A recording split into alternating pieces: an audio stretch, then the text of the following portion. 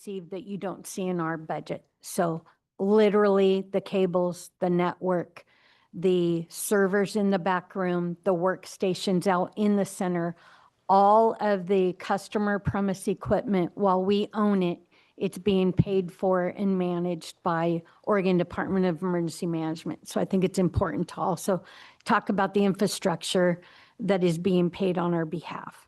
Any questions? Okay. So we talked about next generation 911 a little bit on the prior page. Statewide planning for the geographic routing of calls, that requires absolutely on, what do I want to say? Exceptional map data. And Tim Vandewally, who the board recognized at this time last year and reclassified him, his wages in the system/GIS admin line, his wages, a certain amount of them are eligible for reimbursement by OEM also for the work that he does on our maps, to the tune of up to $14,000 a quarter. This year, we're averaging about $9,500, and it's just, we need him in other areas as well. But it is a one-to-one direct reimbursement of the time that he puts in developing that data. The trade-off for that, which I think is very important, is the state of Oregon is way ahead and nearing the completion of one statewide 911 map, one statewide address points, statewide center line map that can be used in many, many different business cases, not just for 911. And it's been paid for by the 911 tax. And you see that revenue coming back into us on the 33533 line. It's reimbursement, OEM, GIS work comes into there. Our ESRI license, we talked them into paying for that. And I say talked them into it. They don't usually do that. And we were successful in getting them to do that. And we have UPS in our center that they pay 40% of the KVM rating for it. And the batteries are going to need to be replaced in 25, 26. And that's $14,000. And they have committed to paying $6,800 of that bill out of the 911 sub-account. So those are, and we are looking and looking and looking for possibilities that they may reimburse us. Questions? Okay.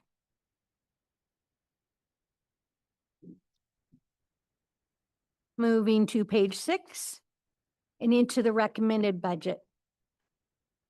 So again, through my conversations with Ken and budget process to ensure that all goes well with YCOM's budget year, we need to preserve and ensure that your director is always proposing one recommended balanced budget, and that's what is presented and it's definable, and that's what you have as far as the handout in front of you. As we've got a couple more pages, and as we get into the actual budget lines, we certainly can have old-like conversation, but we will be centering on one budget and the recommended budget. And Tom's not going to ask me that question this year. So as far as personnel costs, people are YCOM's greatest asset, and the personnel lines continue to reflect the largest category of expenses in our budget. Hiring, training, retention, and employee satisfaction continue to be a priority. I'm not going to read all of those things. I will say that the director has regularly briefed the board on the successful overhaul of YCOM's hiring practices and training program. Those are Steve's successes. That is the work of your operations manager, and it has been exceptional work. Not only changing the processes by which we hire, the selection process by which we hire, the training by which we train, but momentously, and I don't take it lightly, he's changed the culture to believe that we can train someone in under a year.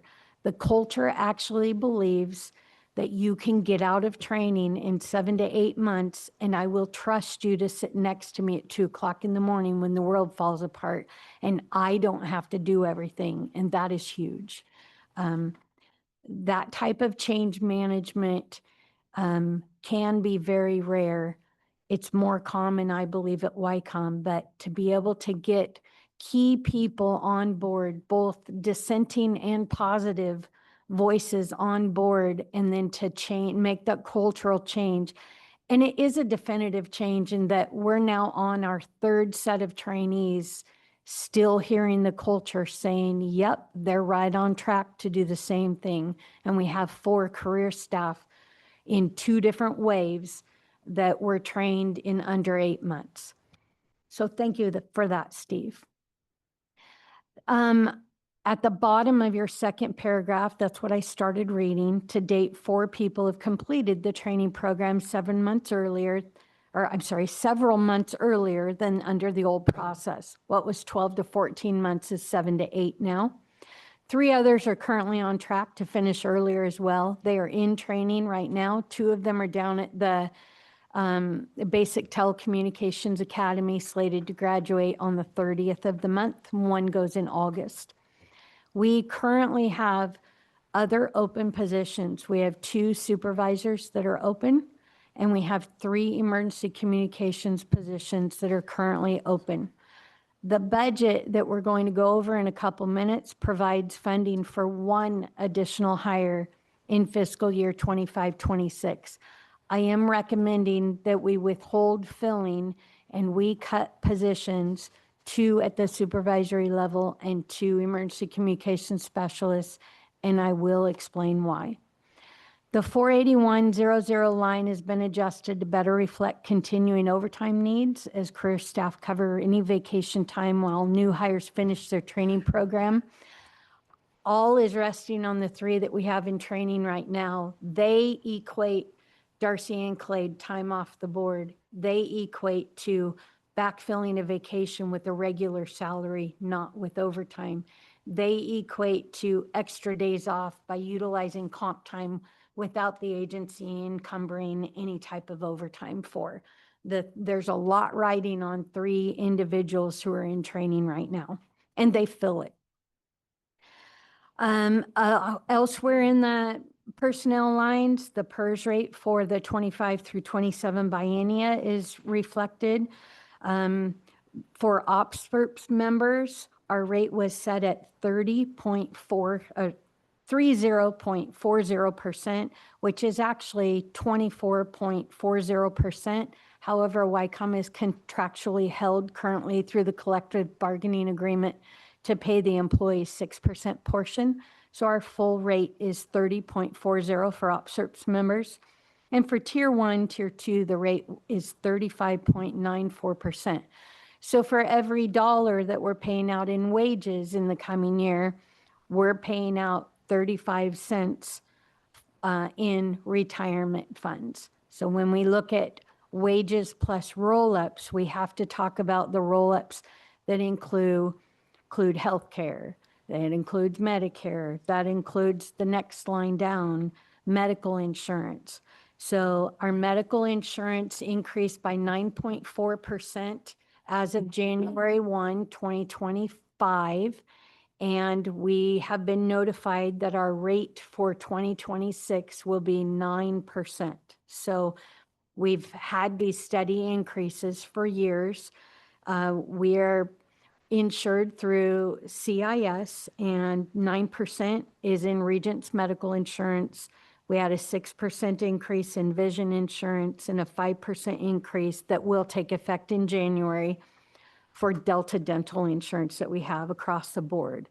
So we do have a provision in our contract that provides for employee and employer cost sharing, and that includes every time our rates go up. However, we also have a 93% paid employer and 7% employee. Shoot, I just lost my train of thought. Cap on our insurance. So we reached that cap about a year ago, and we used to have, for every dollar that our insurance increased, I'd pay 50 cents and the employee would pay 50%, up to the first 7% of the increases. We hit our 93.7 cap. So now from here moving forward, unless we change in our share, in the cost share, every dollar that comes in, YCOM will pay 93 cents of, and 7 cents goes to the employee. Have any questions?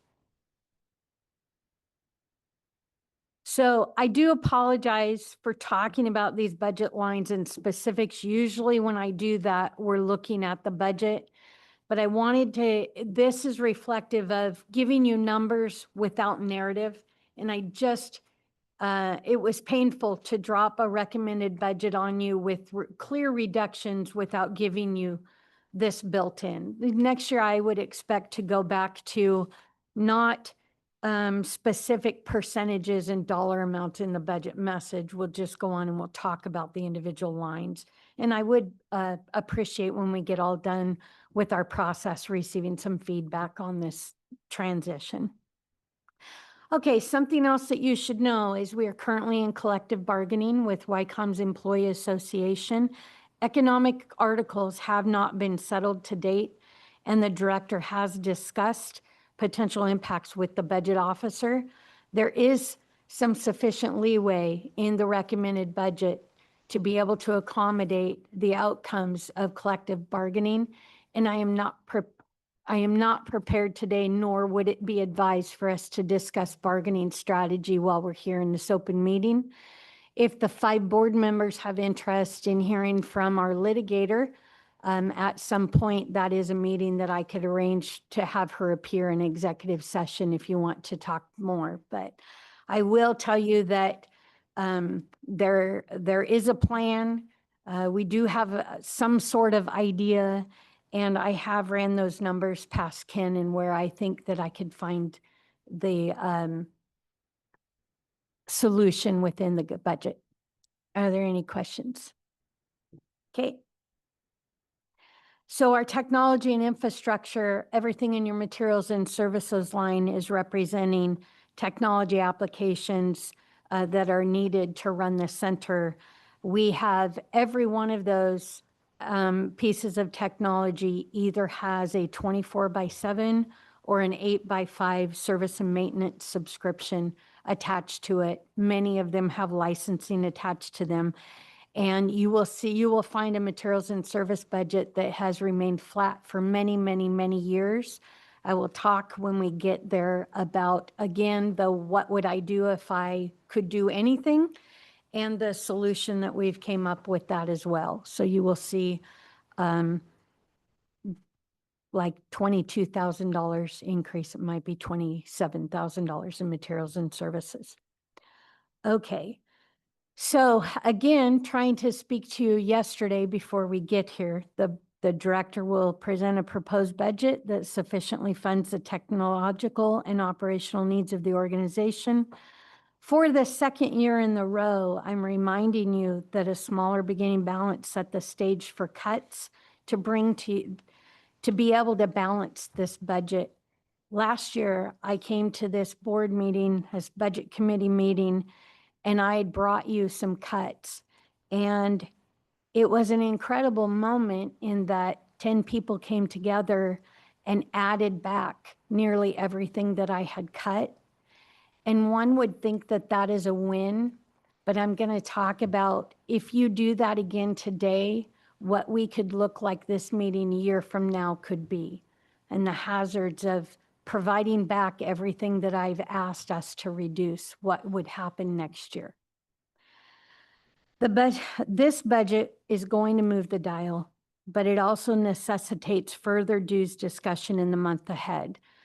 I grabbed as the last thing that I do, and it's just my little way that I organize myself for today.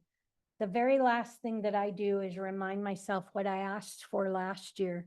These are the notes that I asked for last year. And the very last thing that I said to the budget committee and the board was that we've spoken about a dues schedule adjustment for many months now. And we've spoken about the need to adjust the dues over the last couple years. And you've made one now. This was last year. But I'm also proposing that in Q3, the executive board address user dues so that we can get out ahead of all the members' budgets and give them plenty of notice if there's dues changes for next year. And we did not accomplish that. So my commitment to you is, I said that, and I knew we've talked about it. I know we've talked about it. I can give you dates and times that we've talked about this, and I went, dang, why didn't we? Well, we've had a lot of changes at the board level. We've had a lot of things going on at the executive board level over the last year. And so for the executive board members who are here, my commitment to you is that in Q3, whether you choose to discuss it or not, that's yours. But I'm going to make sure that it's on the agenda for you to say, no, we don't want to talk about it, because that's the only way we get out of a cycle where all of our members' dues, all your budgets come early, and I start getting, I start getting pounded on, what's the number, what's the number? And until we change that due schedule, your number is predictable. Whatever you approve today, decide what the percentage is going to need to be next year. And that's the number, unless we change something in our revenue. That's how you find your number. And so I speak to what I know until I know. And I did not know the beginning balance until we had a clear projection. And I presented that to the board when we had a clear projection. Okay. So the final page, are there any questions? I'm sorry, or comments? No? Okay. So under the initiatives, this is largely the same page that you saw last year. The only thing that I added on to there is one more committee that the GIS network administrator is participating in now. I denoted also here that the director's a member of the Yamhill County Ambulance Service Area Committee, and that is as appointed by the Board of Commissioners, and also a recurring 911 mobile crisis and 911 coordination group. And then that Darcy Anklade, I put down her professional affiliation as well. Then the only other update on here is we're just over 1,000 members more on Pulse Point as of April of 2024, from April of 2024 to May of 2025. And through our user group and through our outreach that we do at National Night Out, I would sure like to set a goal that we have 10,000 by the end of 2025. And I think it's attainable. I know it moved only 1,000 in the last year, but this is the #1 way to show our communities what public safety is doing in the county as far as the fire EMS side. And also anybody out in the community who is CPR trained and willing to help, this is how they know where the help is needed. And it's amazing how many times we go somewhere and people say, well, I would like to help, but I don't know how. And this is the #1 way that they can help all across the United States. If you belong to Pulse Point, if an area projects the need for an automatic emergency or automatic defibrillator in a public location, and you have your Pulse Point turned on in Los Angeles or in New York or in Denver, Colorado, you will be notified if you are in a geographic area that the application is determined you could make a difference in someone's cardiac arrest. Okay. Are there any questions? So I'm going to set that aside and get into the recommended budget itself. So I'm looking at page 1. Thank you, Steve. So we've talked about the revenue sources that YCOM does have. The beginning balance you'll see was $960,204 in fiscal year 24-25. This year, I'm projecting the beginning balance to be $765,086, which is a negative change of $195,118. Again, this is a continued decline, anticipated decline. So last year when the budget was approved and then adopted, the ending balance on last year's budget had all of the lines in the budget been spent.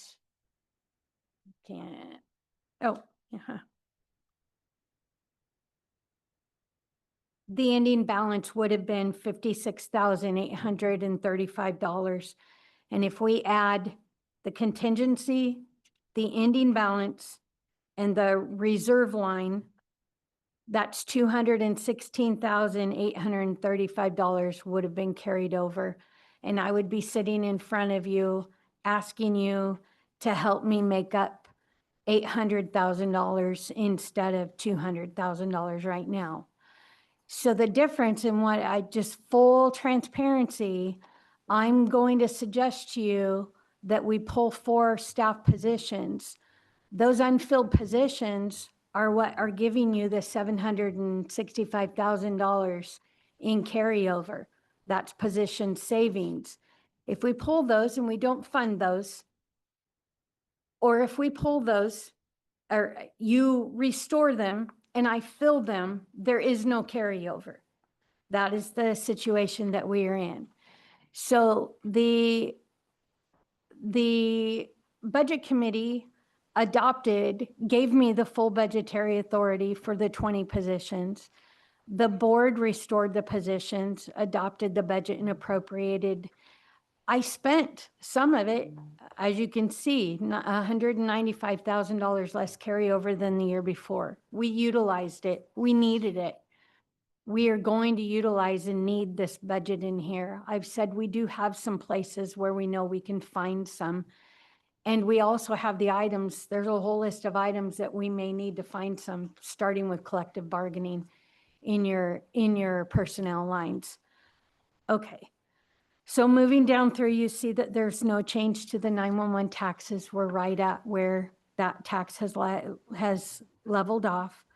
In the OEM reimbursement, we are projected right now for this current fiscal year to bring in $73,000 instead of the $43,000, and those were additional one-offs. I've bumped that number, and again, it's $14,000 per quarter that we can ask for just in the GIS reimbursement alone. I figured in the UPS batteries, and there's a few other one-offs that I think that we will be able to meet, but I hesitate pulling that up to what we've actually received this year because those were one-offs. And then I want to go down to the bottom, other ways that we can increase our revenue.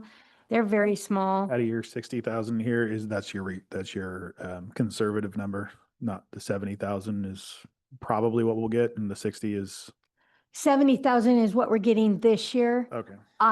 60,000 is what I believe would be appropriate for next year.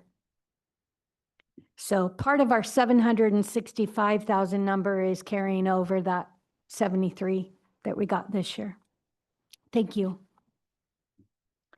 So again, you see the 34168 line RMS project reimbursement. Just remember that one and the one below it. Those have an equal one-to-one outlay in expenses. One is the 885 line, and the other one is your hosted technology line, 692.99. So that revenue is offset by the check that we write on behalf of those two agencies and then invoice them. And then the miscellaneous line, for years and years and years, this is audio tapes. And we did audio tapes. Today we do audio files, and these are public records requests that we receive. We're currently projecting for that line to only be $700 this year. I did not increase it. I did not decrease it. Sometimes we get some that come through that, are $250 or something, but that line is not going to be significant future income for us. And then, like I said, the pool interest, I left it at 20,000 because that the last couple of years has been our cushion, knowing that it's going to be slightly over. So I'm like, okay, if we get a little bit less in the miscellaneous, I know that that line's going to carry us this year to the tune of 29,200, I think is what it is. And so I left that line and opted not to adjust it. The far right column that says 25, 26, here's your dues conversation that you are accustomed to seeing. Usually you would see this built out all the way down. This is representing my recommendation to approve a budget that is going to trigger on the executive board side a 10% increase in member dues. So what happens is you're asked to approve the revenue and expenses, and these are these conversations that I've had with Ken. You analyze this budget and approve whether or not you believe that I've delivered something to you that is representative of the needs of the organization and will make it through next year. After the budget is approved by this committee, then next month it goes before the board, the executive board members. They come in, they have a public hearing, they adopt the budget, they make change, they deliberate, they make changes if they want to. They adopt the budget by resolution, or they appropriate the funds by resolution. And then they make an assessment of dues to the members. So they set the dues schedule. This budget that I'm showing you will trigger the executive board to assess a dues schedule that is 10% higher than the amounts in 24-25. Are there any questions? Okay. I do have a question. So, just for clarification, when you were talking about the third quarter discussion, will that mean your executive board will have that conversation earlier so that you go into the next budget you're preparing with the That- amount of increase that they hope to have built in there? That would be my goal. Any discussion occurs ahead of time. And then each of our 5 board members represent communities. And then they would reach out to their communities and give them an idea of what YCOM is looking at, which is what our board members and our communities have been asking. We go beyond, we go after everyone. And instead, then those communities go into their budget meeting and their budget process going, well, we know YCOM's going to do this, or YCOM believes they're going to do this. And again, we have a set due schedule now. You don't have to wait for Ken to do a bunch of formula work. So whatever the number from this year is, they could make an anticipated adjustment to notify members at any time they wanted. And then I hesitated, I don't know if you caught it, but I hesitated a little way back in the budget because the final agreement that Ken and I had was, he said, and if they want to go down the road of member dues, he said, tell them I'm recommending they get through the budget process and then they convene a subcommittee or the entire board, and everybody brings their formulas and everybody brings their points of discussion, and the board analyzes the member dues and then makes a change there. That it is not a process for this group to make a formula change. Does that make sense? And that's what Tara is doing here. Tara is the Assistant Finance Director of Yamhill County. And I'm sorry, Tara, I didn't introduce you before. So Ken is not here today, and I'm so excited for him. And it is rattling to me because he provides that foundation to us in process. His daughter's graduating from Johns Hopkins University this week, and he's in Maryland. So he asked Tara if she would sit in, and any questions that you have about budget law and budget process and what the next steps are, or what you can do or adjustments that could be made to my budget, those go to Tara. Okay.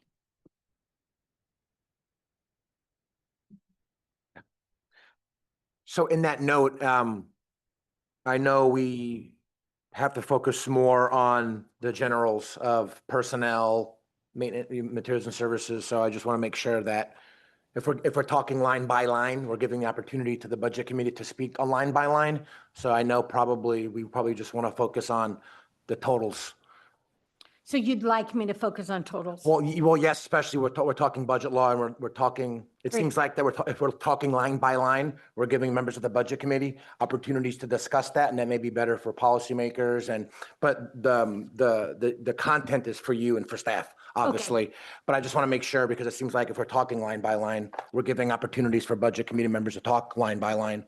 So if that makes sense. Yes, I understand. Thank you. Okay, page 2.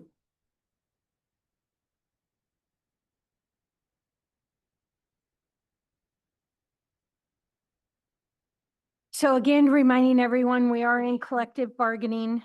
The original look, so originally, Steve and I sat down, updated all of our numbers, all of our wages, all of our roll-ups, our anticipated increase, 9% in medical, 6 in vision, 5 in dental, our PERS rate increases, and we formulated and did computations on 20 FTEs filled for the entire time.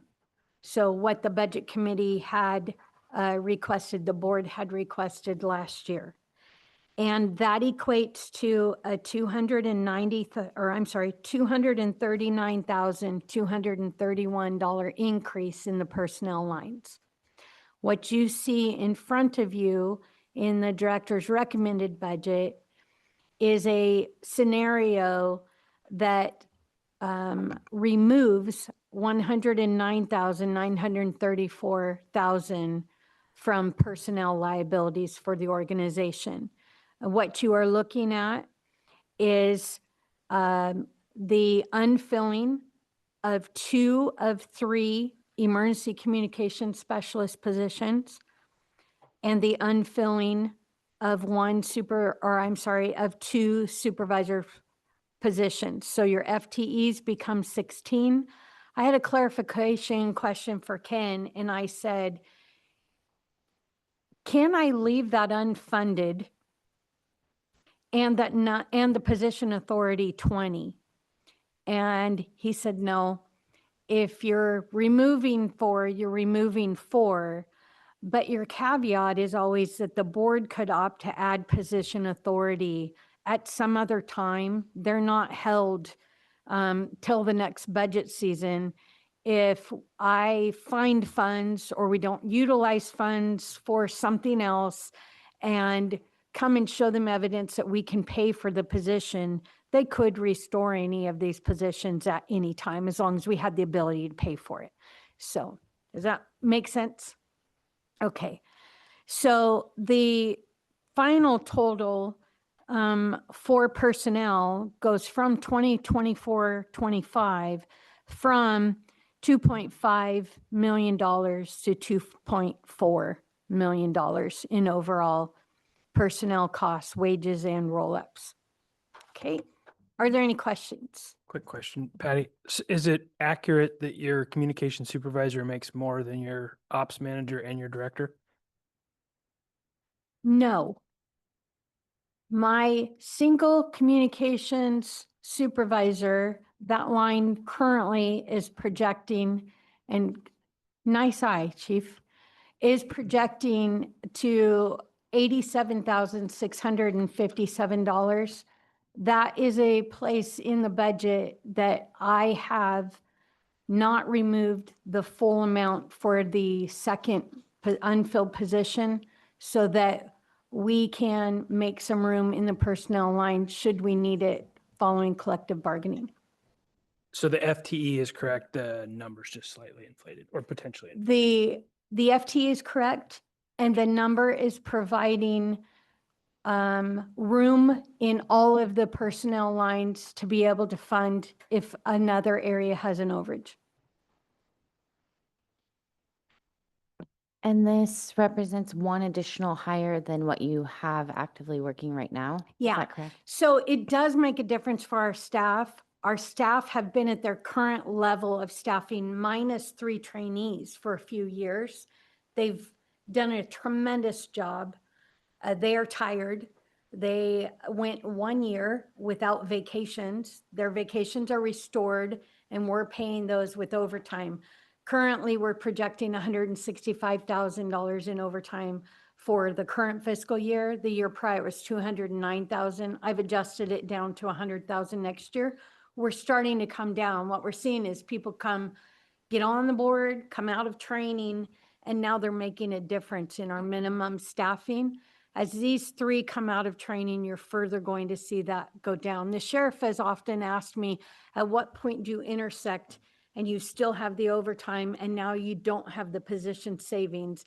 And we're there. That's happened to us within the last year. So did that answer your question? Yes. So there'll be one additional. I kind of answered. Plus you'll also have the 3 come out of. Yes. So 4 more on deck So- potentially a year from now. So our 10 who are doing the job today with 1 supervisor, so our 11 who are doing the job today, this scenario still gives them the possibility of 4 more coming on. And that's why I'm excited about that. We still are seeing a positive increase in our staffing levels. We would hire that 4th today, and we don't have room in our training program with our trainers to be able to manage more than 3 trainees at a time. We are at our absolute max. And I would say half of my staff routinely tell Steve we can only handle 2 trainees at a time. So we are pushing the limit to what our culture is accepting of, to have 3 trainees in there. We juggle a lot to get them the experience and workload that they need and not lengthen the training program. Patty, did you say you have 160,000 in overtime last year against a budget of 85? Yep. And 209 last year. We're projecting a 165 this year. And the reason why we're able to pay that is because of position savings. So that's why I'm raising red flags. If we pull positions, those are not position savings for next year. So we are deciding to change what we're doing. Okay. Any other questions? Patty, and I don't want to put you in a position, so you don't have to answer it fully, but I just want to make sure my concern in reading the budget message is you're in negotiations. I'm not asking for specifics because you'll negotiate and that's the board's decision, but are you confident that in this budget with the 10% increase that you're going to be able to do that? Because my fear is that then it comes back to us later after we've completed our budget and it's like contract negotiations were much greater than what we projected and now we need another 2% in your budget. So I don't want you to get in specifics because I want you to be able to negotiate with the board and the union, but your So- confidence level. I rarely dream. I've been dreaming about contract negotiations.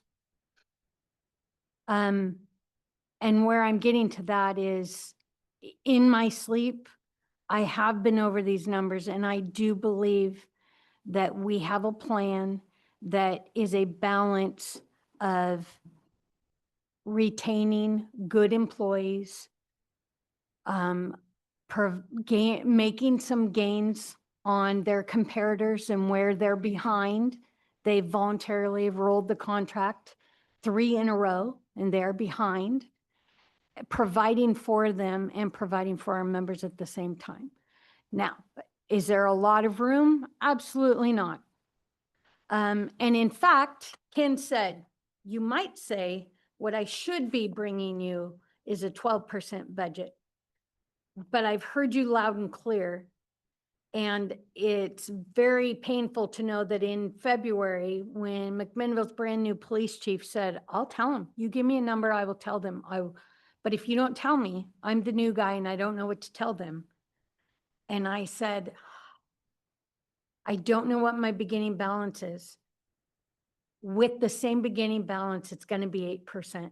And he went and budgeted 8%, and I don't have the same beginning balance.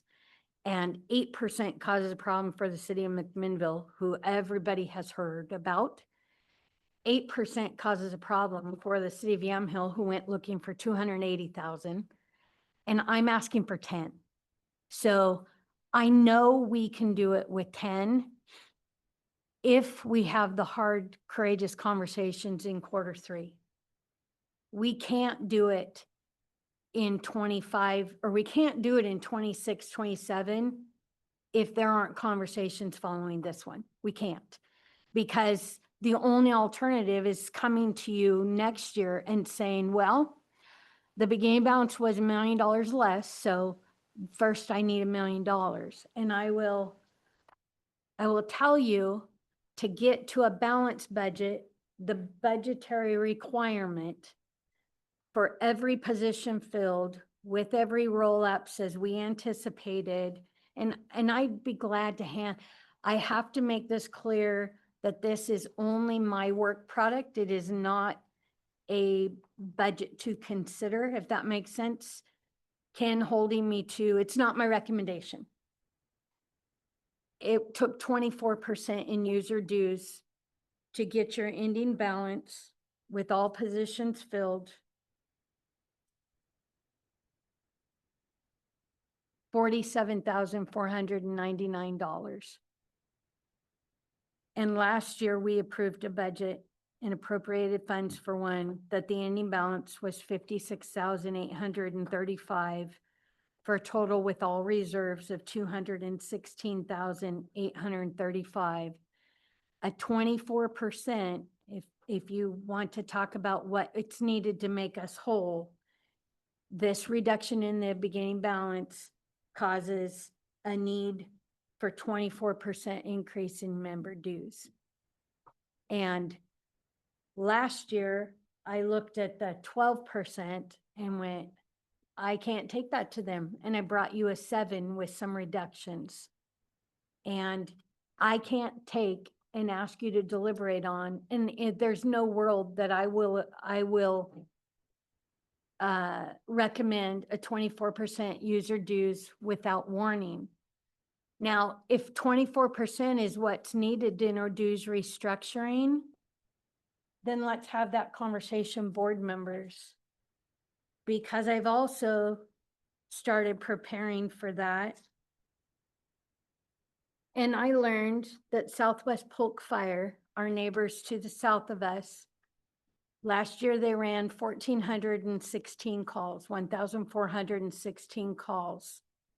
And they paid dues to Willamette Valley Communications to the tune of $76,240 for 25-26.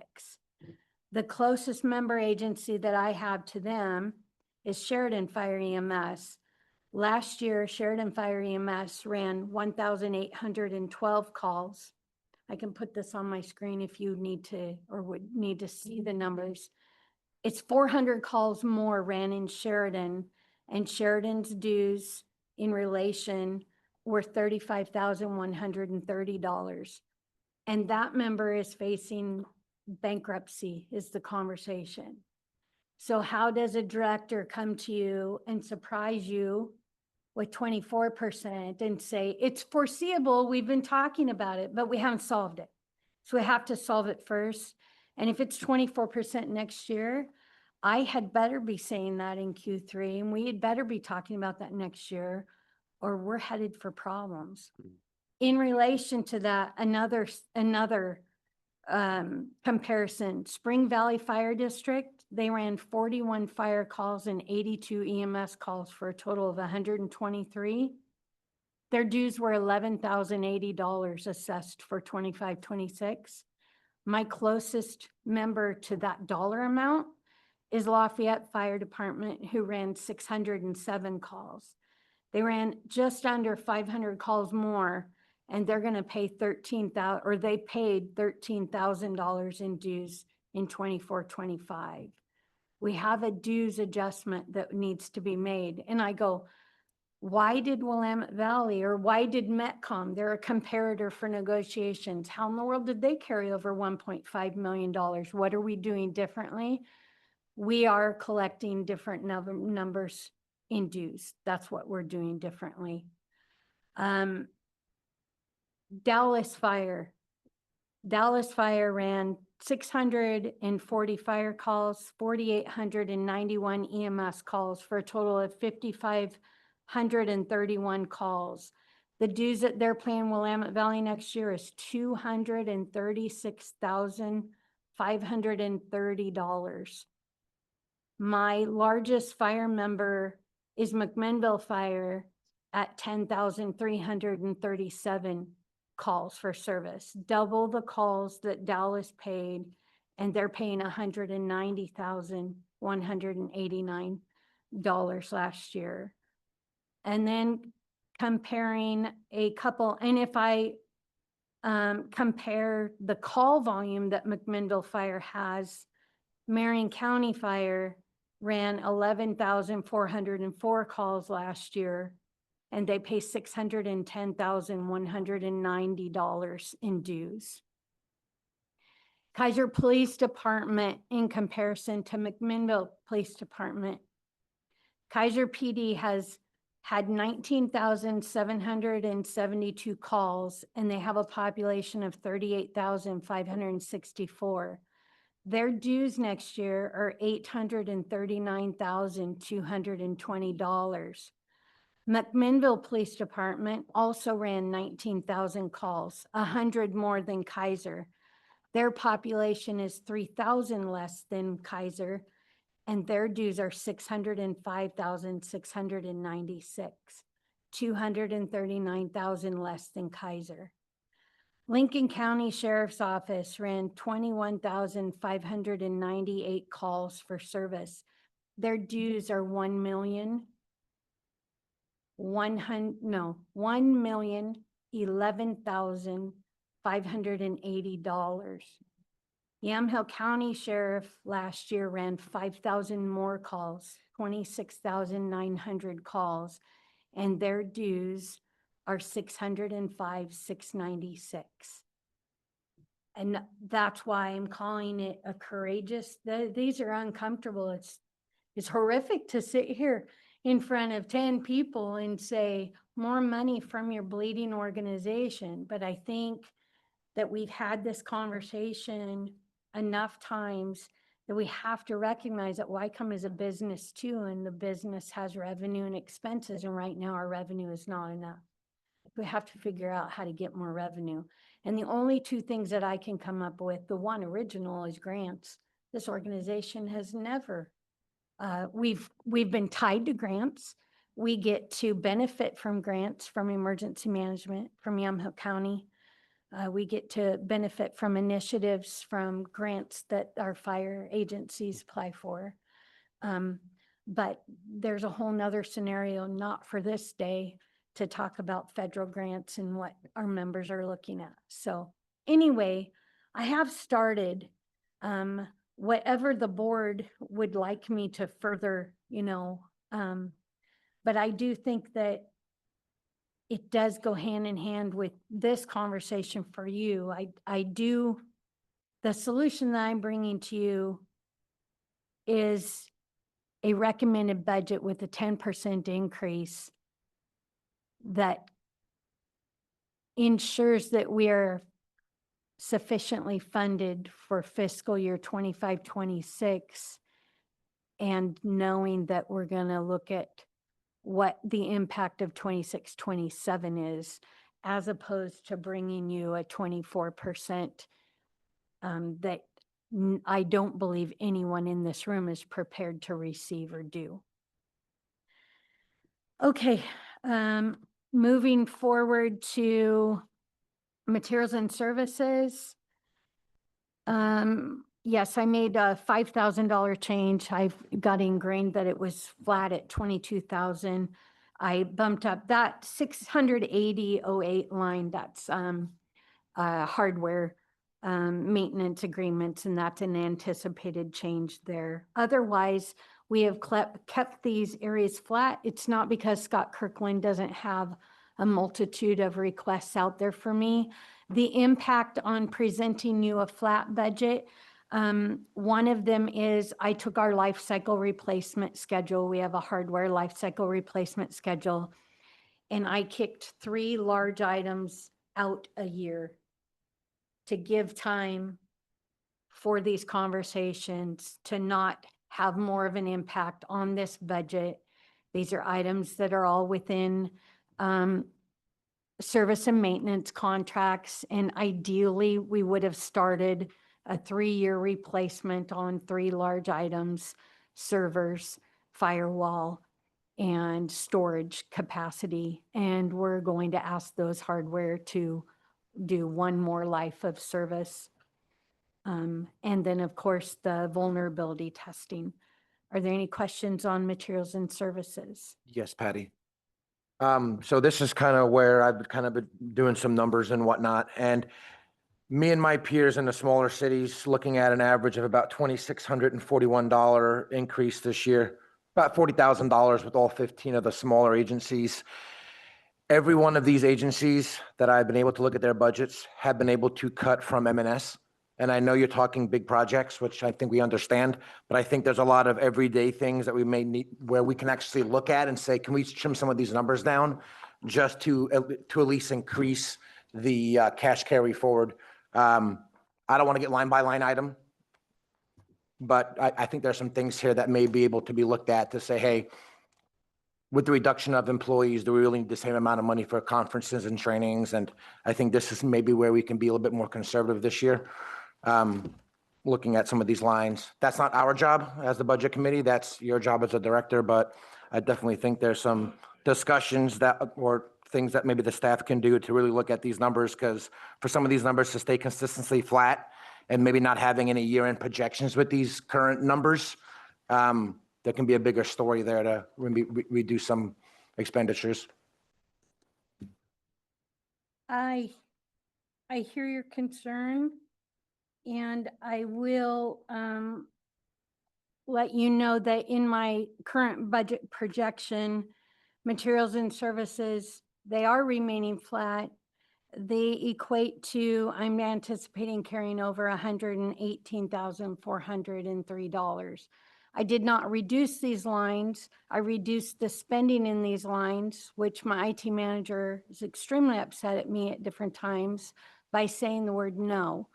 And that's because the 25-26 budget is dependent upon YCOM carrying over as much as it possibly could. So I went in and cut this budget and cut our spending by $118,000 to bring it over to the budget process that we're currently in. I would be concerned about reducing these lines because they provide us a couple things. They're not just there to carry over, but they're there to give us the ability that if we have something catastrophic happen, we can still pay for it. So I don't intend on spending all of the $999,000, but I can tell you that we have a network and technology of such that these are reasonable numbers, and we certainly could. The conference, I know that me taking a contingency to Florida set a poor tone for you as a board member. And I will tell you that in December, I negotiated a contract with that vendor that I went and saw in February, or I'm sorry, went and saw in Florida last month, and negotiated $120,000 in revenue in discounts for the records management system. And that's the trade-off. I shared a room with the support services manager of Yamhill County Sheriff's Office, and we literally had a sleepover for 6 days away from our family. We worked 15 hours. I send members of my staff that aren't good there on overtime, and we build and support the relationships that cause us to reignite these projects when we need to. At that conference, we fired the entire project team for the records management system and came home with a brand new one, and we are back on track with that project. I would never support YCOM discontinuing going to the conference of our number one vendor. I can't remember the year, but Ross Warner and I walked into Wilmington, North Carolina, and YCOM needed to add a fifth workstation, and we didn't have the money for it. And I walked up to the CEO of a company, very green, and said, I will test your product for you if you give me a $12,000 license in perpetuity. And he said, what? We don't do that. And I said, well, my participation in the CAD focus group is no more. And he said, we need you to test that for us. You do a great job testing, blah, blah. And I said, we can't do it. I need a workstation to test. I need you to provide it to me. He provided that test. He wrote us a letter, or I'm sorry, that $12,000 license. He gave that to us back in the 2000s. And when we upgraded to TriTech CAD, they took that off. That was a discount for our TriTech CAD project because we already owned 5 licenses. And when we upgraded to Central Square CAD, we got a discount for the licenses that we already owned, and that comes from that kind of work. I do believe that the conference involvement, the professional involvement of our members, Tim Vandewally is the public safety answering point representative to get to sit on a committee, and I mean get, that just created an addressing standard that everybody who does map data in the state of Oregon must use in the future. And he does that as I'm a member of the Oregon Geographic Information Council. It's a governor appointed council, and I'm the PSAP representative, and he's my technical analyst who's assigned to subcommittees. And if we didn't invest the mileage and the staff time and all of those pieces, someone else is driving our boat. And I just don't think that YCOM couldn't afford to let someone else drive our boat. And I don't think that PSAPs can allow someone else to drive their boat who don't know what we do every day.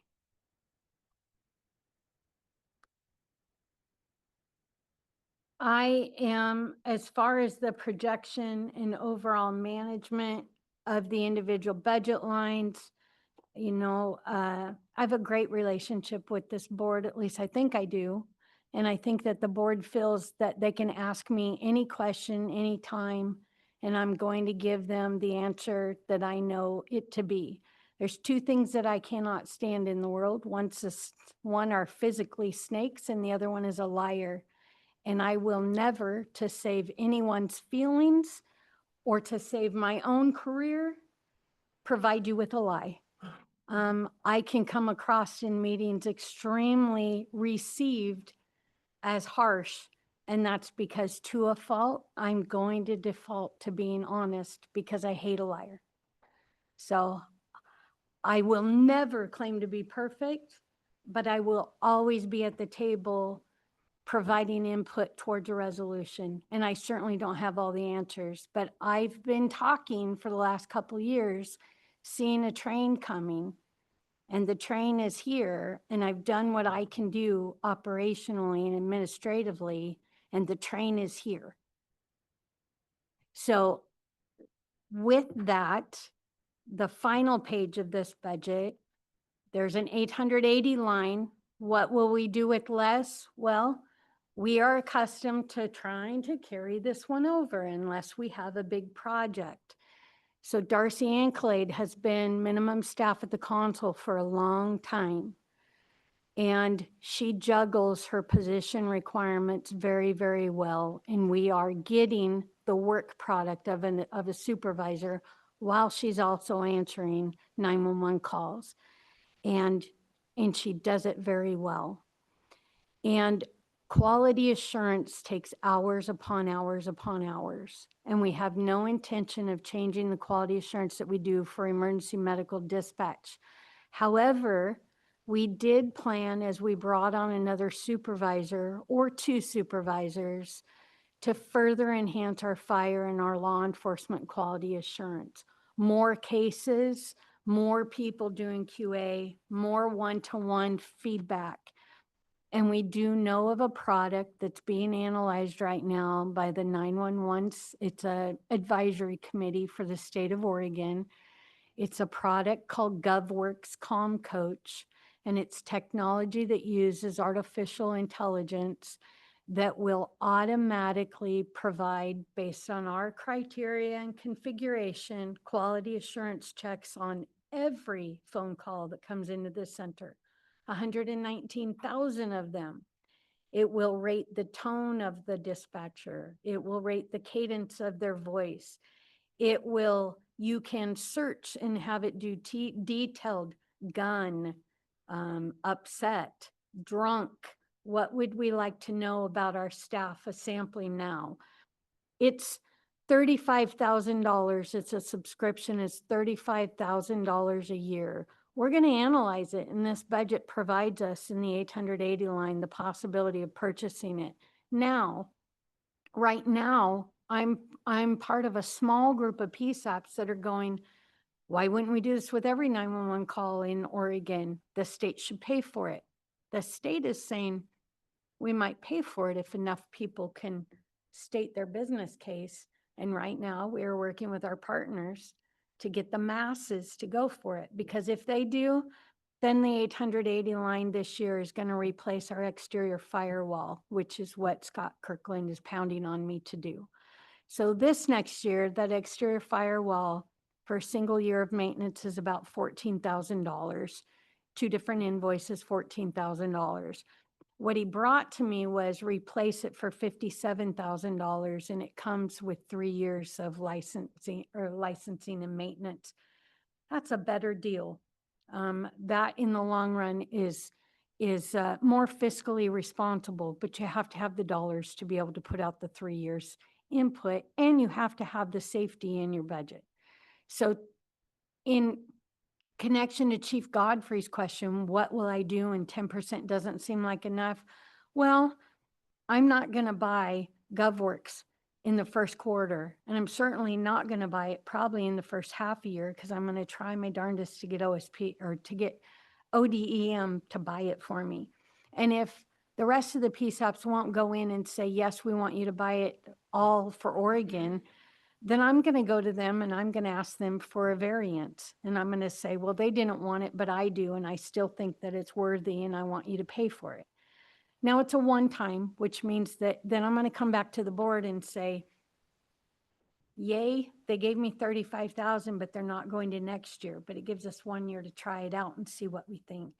And if they still say no, then we're going to have to decide, do we kick the can down the road or not? Darcy's not complaining. Darcy's doing a tremendous job with our quality insurance. But if I had the money and we had a 12, 14, a 24%, that's what we would be doing. We would be buying that sooner. We would take some of that load off and actually increase, I don't even know how many fold our quality assurance capabilities in our center. Steve has been analyzing for me for years. People call it CAD to CAD interface, but it's so much more than that. And it's connectivity directly from YCOM to other centers in the state. It's a product called Unify. And really what it is a location to bring us together to share data back and forth. We could become members of Unify, this portal, and send calls, ship calls from our CAD to ODOT without ever picking up a phone. Those are efficiencies that as our members get busier, we could offload from our dispatchers, be able to do things like that. That's a $15,000. At the last time we asked them to quote a couple months ago, it's about $15,000 to buy in, and then it's $45,000 a year. those are things that I would be bringing to you if we weren't in this 24% possibility. All that to say, we have amazing technology in YCOM. I would like to pursue every one of the ones I just talked to you about, but we do have time to pursue those as well. We don't have to be on the cutting edge of everything that comes out. And we do have some very good technology. We're just now starting to break the ice in what we can do for Splunk for our member agencies. And with that going, at some point, am I going to need to talk to the board about another IT member just for analytics? Do we want to become that supplemental for analytics for our members? Because right now we do it as we can, right? Mapping is another thing. So the other big item, a more suitable backup location, backup center, permanent backup center. My hardware projection and our hardware lifetime or life cycle replacement provides for pulling workstations that are used every day for CAD off in the amount of time that they still have life in them, that they could go and be as suitable in a backup center. They're not worn out. They're still functioning very well, and they've got a couple more years. So we're thinking a trickle down effect instead of buying brand new carbon copies and replacing them all the time. So when I tell you that our life cycle replacement has gotten pushed out a year, we're not in danger there. We're not in danger there. Finally, at the end of the budget, the 914 line reserved for radio and telephone. That is sitting there and it's slowly gaining some ground for our Zetron consoles. These are Zetron radio consoles. They are in year 9 of their expected 10-year life expectancy. And I've spoken with the board and I've spoken with the sheriff nearly every time we meet about the radio consoles. The problem is, and the board has already, agreed, it makes no sense for our organization to go out and buy radio consoles when we don't know what we're going to connect to post haste. There are processes occurring, and it serves our membership better to know what they settle on with a radio system, what direction they're going, try to jump onto the RFP, or at least at the same time as an RFP, and buy the consoles that fit the radio system. So we don't have consolettes like we do with McMinnville's system in between our Zetron. So we are at the end of life with those radio consoles. And I have provisions in here that would allow me to be able to do something if I have a detrimental failure of those servers, that 880 line, the $40,000 contingency line. So is that where we're comfortable being? No, but I think right now we're in a budget scenario where everybody's uncomfortable. And so I'm comfortable with identifying what are we going to do when it fails, instead of, well, let's hope it doesn't fail. Those are the scenarios and conversations that Steve and I have been having. Who I always knew he had a lot of patience. We are very vastly different thinkers, which serves you very well. The problem for my friend here is that I'm a global thinker. So he wants to talk about this pen. And I say, well, before we can talk about the pen, we need to talk about the desk and the computer that's on it and the power to this and whether or not I have it on or off, and the fact that I might spill my water on my laptop. And he's smiling. He's trying to be very respectful, but is that not accurate? And those are the conversations that we've had. And it suits you in preparing him for it. But I can tell you, the only reason I showed up today, the only reason I can sit here in front of you with such terrible news is showing up here by saying, I can tell you, I don't have all the answers and I might not have all the questions, but every question that I did have, I've ran through my head in my scenario. And this is a way to move the dial a little bit and then keep going. The last thing that I will say is that the ending balance of 141,891 that you would be left with in your 901 line, the actual dollar ending balance of 141,891 is 3.4% of the final total budget. Or conversely, if we add up those three reserve lines and they become 321,891, they add up to 7.8% of the budget. If we didn't have the dues scenario on revenue, this is the target of 3 to 5% in reserves. This is the target. Our problem is that we've also got this revenue issue on the other side, and we have created a budget, and I have ran a center that is dependent upon about $1 million of carryover, and that's what we've got to solve in the next couple of years. That's what we have to solve. But these numbers are consistent with best practices for budgeting, and I'm hoping that Tara will nod that was my conversation with Ken, and I said, so am I? And he says, well, we like to go for the 3 to 5, and the 3 to 5 in that number does put you at 12. And I said, I just don't know that they can do 12. So I can make it work for all the plans that we have for 25, 26. If you approve a budget that is going to trigger a 10% increase and hard conversations on the other side of this office and these doors. And at the end of the day, the budget presented before you is sufficient for the needs of our organization. It will meet our current service level needs. It will get 3 members out of training, 3 emergency communication specialists, adding to our staffing complement. It will be a relief on career staff to have them out. We will add 1 more person to the training pool. It does accommodate the economics impacts of bargaining. Hopefully, our strategy chief is going to hold. It will allow for the technology projects that we've already committed to, the call answering for the public, and the member services. And again, our budget officer said, get through the budget and then you got to talk user dues. And he says, not that I want to go back to that kind of formula, but he says, get through the budget and then talk user dues. So with that, that is the end of my presentation, and I'm happy to take any questions you have. Miss Patty, can I ask her a question if you don't Yes. mind? GFOA, I think, recommends 2 months of rainy day funds, right?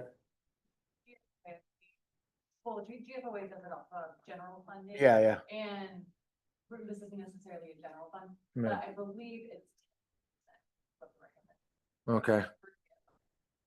But that matches the GFOA. Okay, I thought it was 2 months of funds. I thought maybe, okay, because if we look at that, if we look at the 2-month model that GFOA may recommend, that means we need to start looking at cash carrying forward $685,000 on a $4 million budget, you know?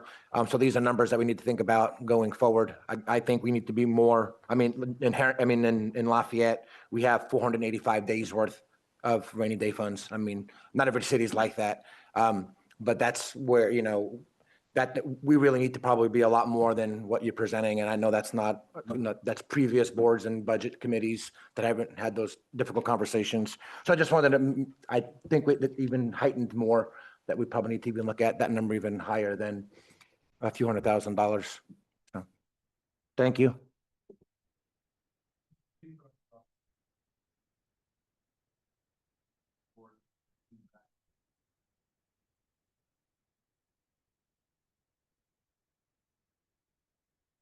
I kind of let that meeting take the rest of up a little bit of ground at the top here. It would have, if we would have carried over the same amount. And and also Brandon had left that meeting going, okay, they need 20 to 24. Last year, it was almost 11, or it was just over 11. and did the same thing. Okay, so we'll have to do it one more time next year. And it all comes down to, as I fill positions, we don't have the position savings. And that's your difference in your ending balance.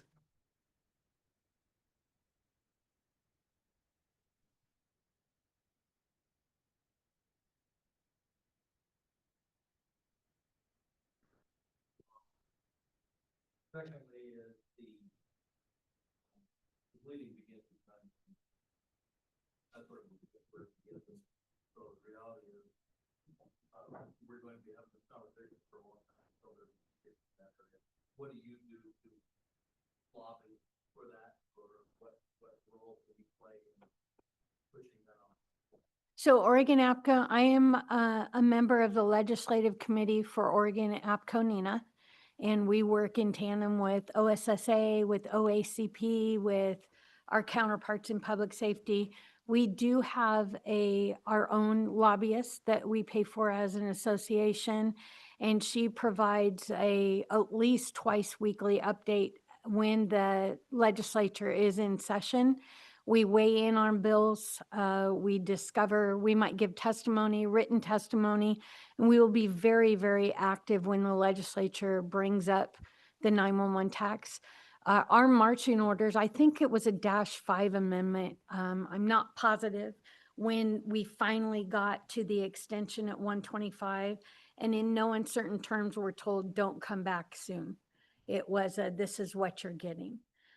We took a breath of air when 988 was added on to the telecommunication tax. And at first, all of our conversations were, are they going to split the 125? And that was very concerning. It's still concerning to have two different pots of money within it, because it was, I think probably in about 2012, Lifelight and Lifelight needed 10 cents and Poison Control wanted 5 cents. And these are all, amazing organizations and definitely needs, but to try not to water that tax down. So what am I going to do? I'm going to continue to be active on the legislative committee, whether that's providing testimony, whether that's committee meetings, meeting with our lobbyist. And she goes out and champions for 911. And she's already raised a flag just a couple weeks ago and says, and remember, it's going to sunset in 29. And what she was doing, our association wanted to come out against a bill that we were left off of. Our counterparts in public safety had forgotten about us. That happens a lot. And 911 wanted to come out at a late notice and say, well, what about us? And that some of that money should be ours. And she shut the whole committee down and said, you need them to extend your tax later. So, I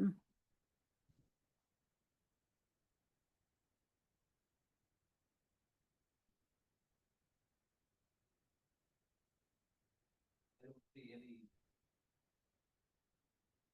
roadmap that brings us out of this given the situation that a lot of these rural fire districts are in. Police system, that all things considered. Additional revenue sources appear to be, I think, a long-term question. How do we go about? It's been a very long time. I'm old. It's happened several times in my career, but it's been a very long time since the last efforts towards a 911 taxing district. So YCOM does not tax the citizens. YCOM assesses fees to those that tax the citizens. But then we say that, and one of the major considerations is if your fire district is going for a levying, the taxing district that is newly formed for the solvency of YCOM is also going to be competing against that same, but that would be the only other that has been considered, at least through my career, is let's get rid of member dues and go with a 911 taxing district. There's organizations who, Umatilla County Dispatch is in the sheriff's office. They're absorbed by the sheriff's office, and then they assess member fees. But we are limited to what we can do for revenue, absolutely.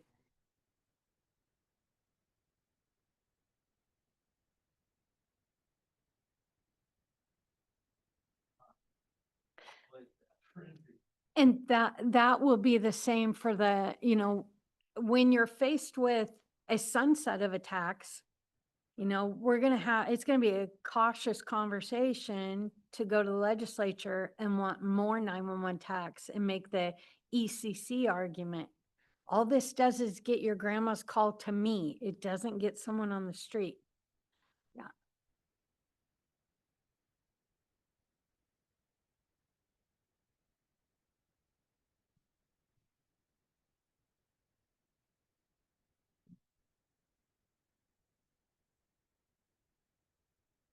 Any other discussion before we have a roll call vote to bring this to the executive committee? Mr. Chair, just one comment. Sure. I just want to acknowledge the director and the work that she and her team have put into bringing us this. I mean, obviously her and I have had a lot of conversations from the executive board standpoint.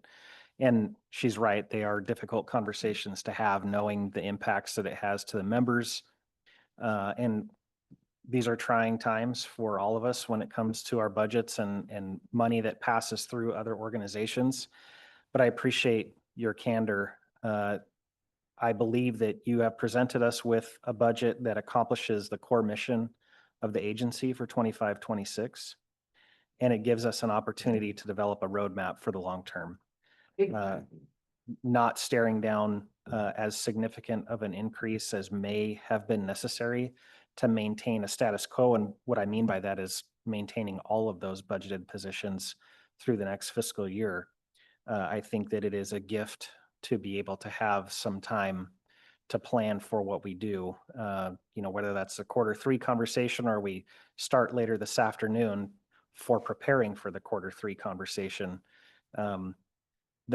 My responsibility on this particular committee from the executive board standpoint is ensuring that we provide the core service to the citizen. And that obviously is through the member agencies and all of the districts and entities that are represented here. And I'm confident, based off of our conversations, what you presented today, that we will be able to carry on the core mission of the agency for the next year with this presentation. I got a quick question, maybe for Tara or Sam. Our Yamhill County proposed budget is for 619,000 to YCOM. And then I see that there's like 25 in patrol or something. There's still some shortfall there, 22,000. Where are we making that up? Or am I just missing a number somewhere in our budget? No, there's, so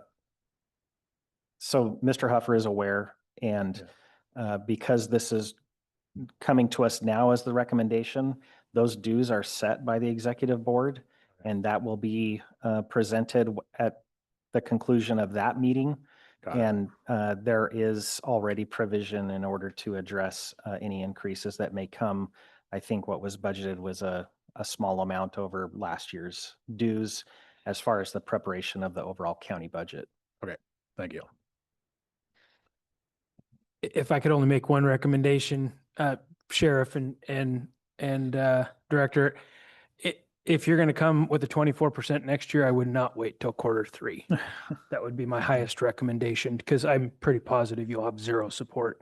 If it's something we work over time, we have a almost 20-year, basically a 20-year-old agreement. I think those are things that I think you said today, I'll stay after hours and start today, because that although I'm not disagreeing of the need in any way, shape, or form, or the support, I can't support Q3. So.